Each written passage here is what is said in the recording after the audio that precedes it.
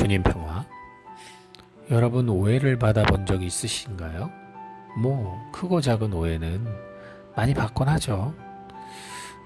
특별히 내가 가진 어떤 성격이나 성향으로 인해서 억울한 누명을 쓸 때도 있죠.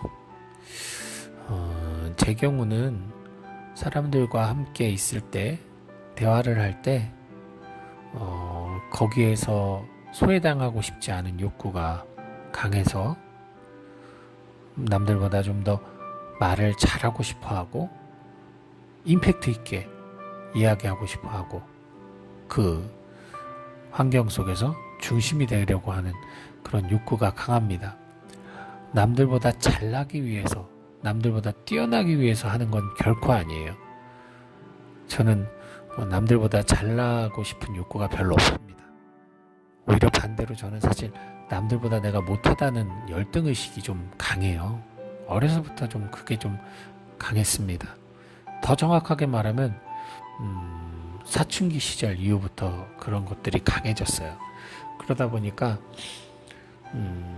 좀 더 말을 많이 하게 되고 좀 자극적인 말을 좀 즐기게 됐어요.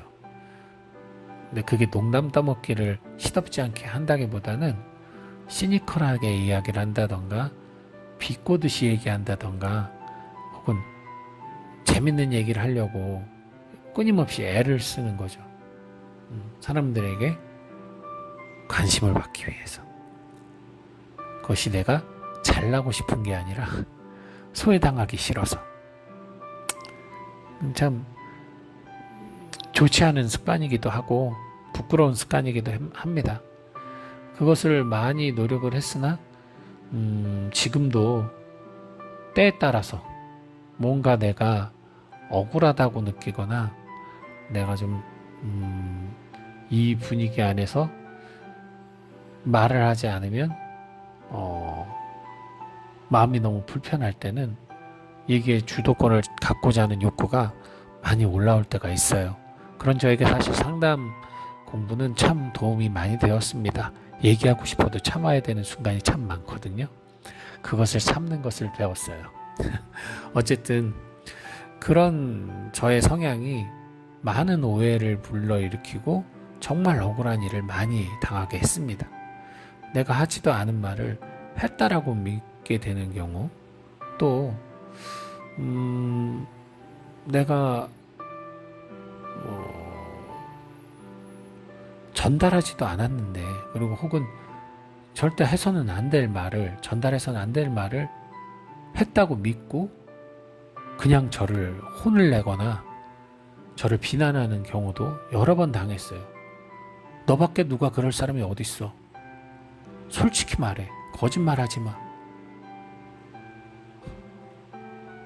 너인 게 뻔하잖아. 그럼 누가 있겠어? 내가 있겠어? 자기가 있을 수도 있죠.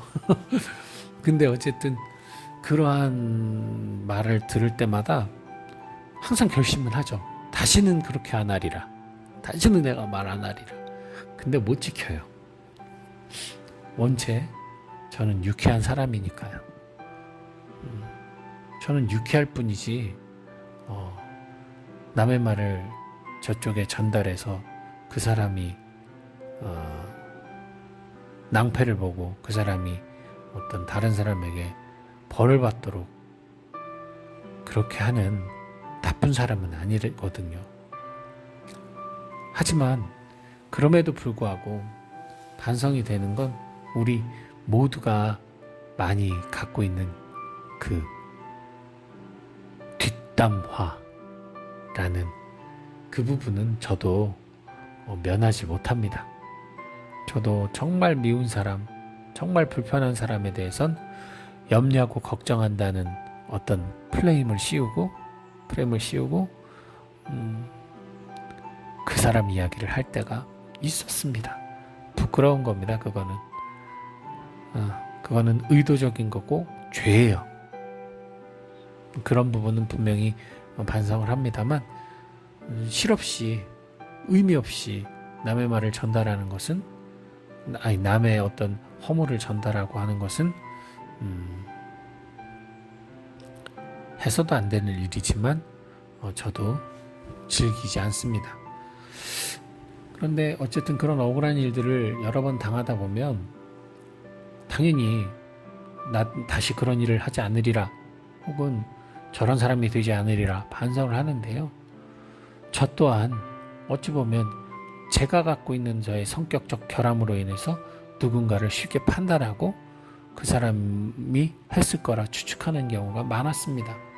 특별히 저는 어려서부터 남을 유심히 바라보는 습관이 있었고, 그로 인해서 마치 관상을 잘 보는 사람처럼 그 사람의 말투나 행동을 통해, 그리고 얼굴 생기를 통해 그 사람을 어느 정도 유추합니다. 그리고 맞는 경우가 70-80% 돼요.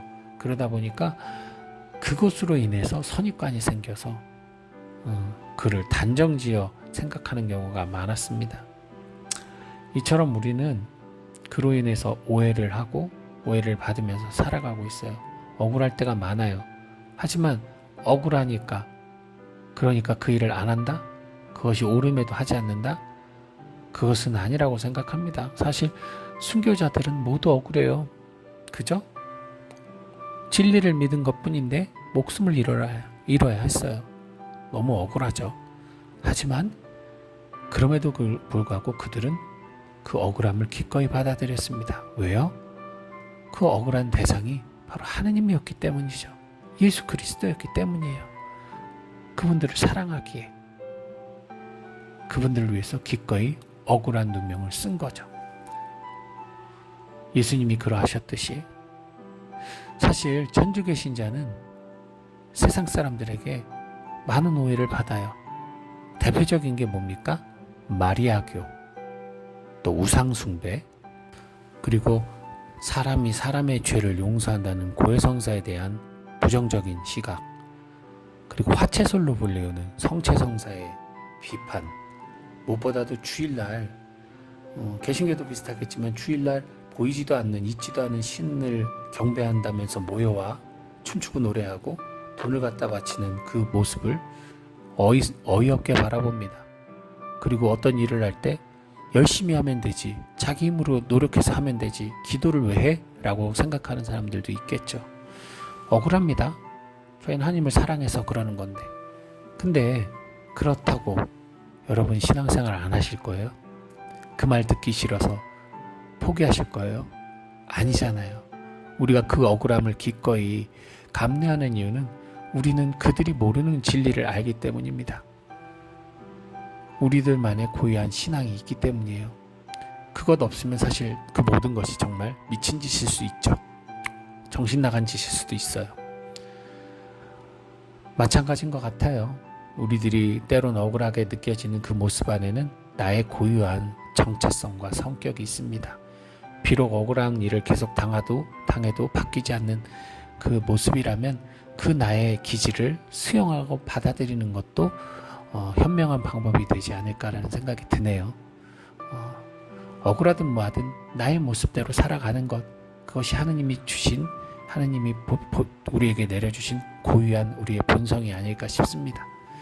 오늘도 여러분의 삶 그대로, 여러분의 모습 그대로 기쁘게 살아가는 그런 하루 되셨으면 좋겠습니다. 주님 평.